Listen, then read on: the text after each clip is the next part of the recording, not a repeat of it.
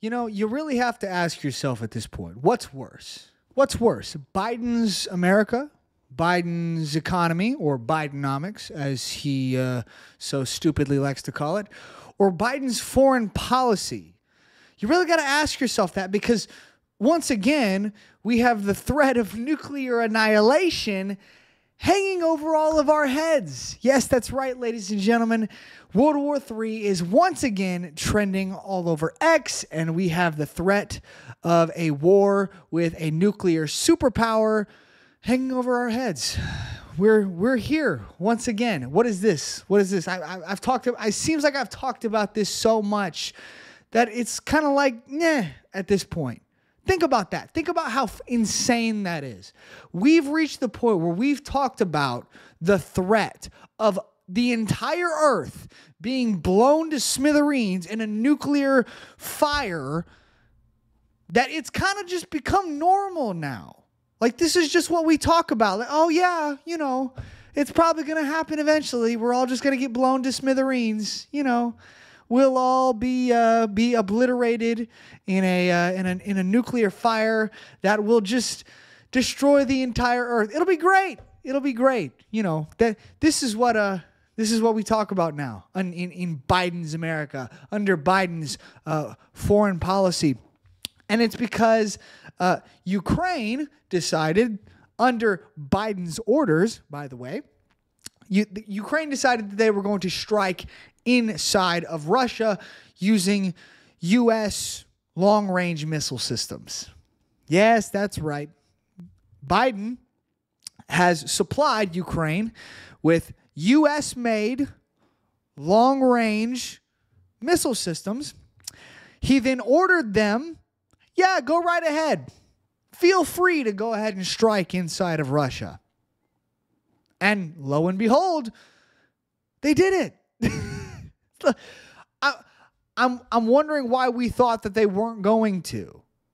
Like, of course they were going to immediately take advantage of this newfound power that Daddy Biden gave them. And if you think that Russia sees that any other way, you're dead wrong, ladies and gentlemen. Russia absolutely sees this as Daddy America ordering their puppet Ukraine to destroy Russia, or at least to attack Russia inside of their own borders against their own civilians and military targets. When we say that Russia believes they're fighting NATO or that they are at war with the U.S., how else are they supposed to see this? But I digress. Let's get right into the story itself. From AP News, Ukraine uses U.S. weapons to strike inside Russia, according to a senator and a Western official. Let's read. Ukraine has used U.S. weapons to strike inside Russia in recent days, according to a U.S. senator and a Western official familiar with the matter. The weapons were used under recently approved guidance from President Joe Biden, allowing American arms to be used to hit targets inside Russia for the limited purpose of defending Kharkiv, Ukraine's second largest city. So you see right there. You see it right there. Approved guidance from President Joe Biden. How is Russia supposed to see this as anything different from Biden passing down an order to his puppet state of Ukraine to attack inside of Russia? How are they supposed to see that any other way? Let's be honest. If China, a communist country, went to Cuba, another communist country, and said, fire missiles inside of the United States, attacking targets inside of the United States, would we sit there and say, oh, well, China had nothing to do with this, even though they ordered Cuba to do it? No. The United States would immediately blow Cuba off the map. But we just expect Russia, a very proud nation with nuclear firepower, to just sit back and continue to allow this. I don't know when it's going to come, guys, but eventually someone's going to get tired of playing playing chicken here. We've been playing this game of chicken for too long. Somebody's eventually going to hit the button. But let's continue reading. The official was not authorized to comment publicly on the sensitive matter and spoke on condition of anonymity. Republican Senator Mike Rounds of South Dakota, a member of the Senate Armed Service Committee, confirmed the strikes with U.S. weapons, but did not say how he was briefed. Biden's directive allows for, Biden's directive allows for U.S.-supplied weapons to be used to strike Russian forces that are attacking or preparing to attack. It does not change U.S. policy that directs Ukraine not to use American-provided ATACMS or long-range missiles and other munitions to strike offensively inside Russia, U.S. officials have said. Right. Oh, our policy hasn't changed. We outright said, go ahead and do that. But, it's not really us that's saying, how do we get it? I'm lost for words here. Just the wordplay and the just absolute gaslighting of the Russians that our government is putting on here. Like, we're going to go ahead and order Ukraine. Yeah, go right ahead. Do whatever you want. Hit Russia inside of their own borders, on their own military base. Yeah, use our weapons to do that by our orders, but we're not actually involved. We can't be held responsible because our policy, right? Our policy says no, but we told them yes. But our policy, it's foolishness. And the idea that the Russians see this as anything other than being at war with the U.S., you're just fooling yourself. You're fooling yourself if you believe that the Russians don't think that. But let's continue. Ukrainian officials had stepped up to call on the U.S. to allow Kiev's forces to defend themselves against attacks originating from Russian territory. Kharkiv sits just 20 kilometers, 12 miles from the Russian border and has come under intensified Russian attack. In advancing in the northeast Kharkiv region, Russian forces have exploited a lengthy delay in the replenishment of U.S. military aid. In addition, Western Europe's inadequate military production has slowed crucial deliveries to the battlefield for Ukraine. On Tuesday, White House National Security spokesman John Kirby told reporters he could not confirm that Ukraine has used U.S. weapons against targets in Russia, but of course, now that has been confirmed. We're just not in a position on day-to-day basis of knowing exactly what the Ukrainians are firing at what, Kirby said. It's certainly at a tactical level.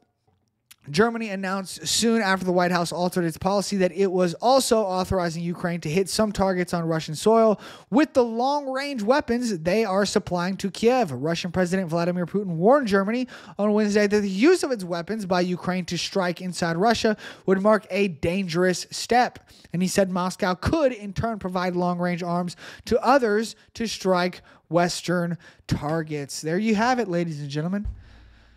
There you have it. I don't know what else to tell you. I have said it from the beginning. When it has come to talking about this specific conflict, it does not matter what we as Americans think. It does not matter what members of NATO think. It does not matter what Ukrainians think. It only matters what the Russians think. That's the reality. Because we can sit here and we can argue all day, oh, Russia won't do anything. Russia won't fire nuclear weapons. Russia won't invade a NATO country. Russia won't do this or that. They won't do it. Yeah. And we can just sit here and we can argue that till we're blue in the face. But of course, none of that matters. Because the only thing that matters is what Russia thinks. And what Russia is willing to do. And I can tell you from this very article and from past articles and past representatives from Russia that has spoken exactly about this thing from their own state media, we can outright say they absolutely believe they are at war with not just the U.S., but all of NATO. This is what they believe. Not only do they believe this now, but they have believed this almost from the very beginning of the war, when NATO and the U.S. started to supply weapons to Ukraine. They have believed this for a long time. Now, ultimately, at the very beginning of this war, Biden and NATO and the rest of these world leaders in NATO were being very cautious as to not try to escalate too much. However, here we are. The escalation is here, ladies and gentlemen. And it's been nothing but escalation. That's what terrifies me the most. And that's what should terrify us as the rest of the American people.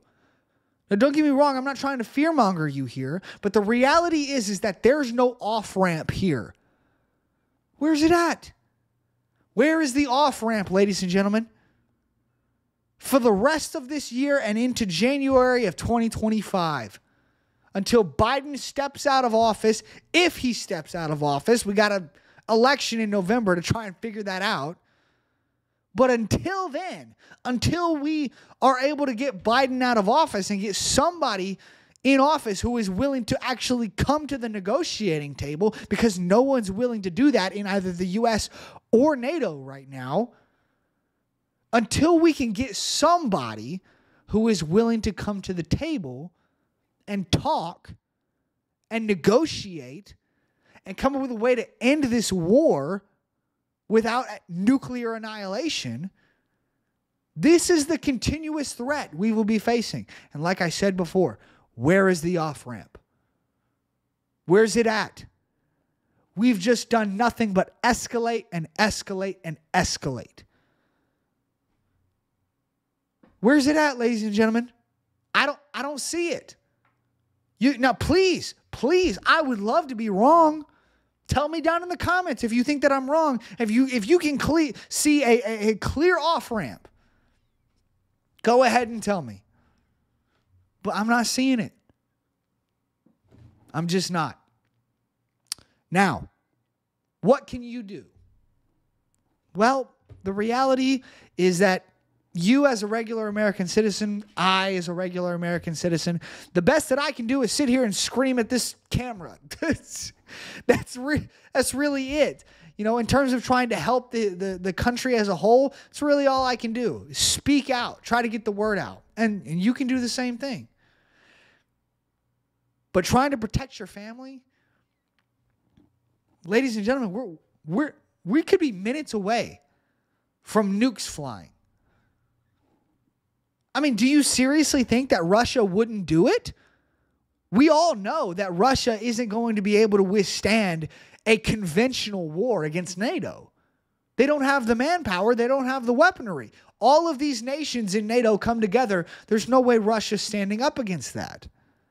So their only real recourse, their only real weapon that they could tactically use is nuclear weapons. At the end of the day, in a full-scale war against NATO, that is really their only real defense. That's it. It's their only real defense. So, like I said, we could be minutes away from nukes flying. Minutes away. And all you can really do is try to prepare. Do your best to prepare. Food, water, shelter, weapons, and ammo. That's all I'm going to say.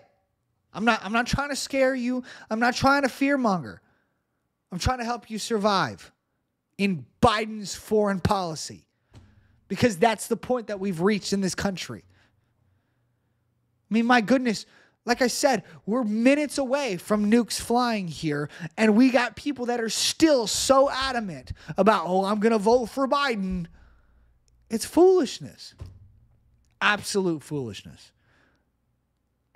I don't know, man. I don't know. America's got a choice. And you've got some emergency food to go buy.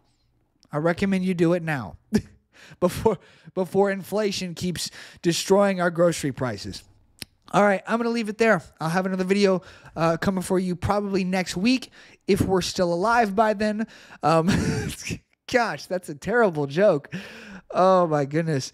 I'll have another video coming for you guys probably next week. Thank you guys so much for watching. Make sure you hit that like button, subscribe, leave a comment down in the comment section, and share the show with your friends. Follow me on all the socials down in the description and hit that notification bell so that you can be notified whenever we put out new videos. And I will see you guys in the next one. Stay safe out there, guys. Bye-bye.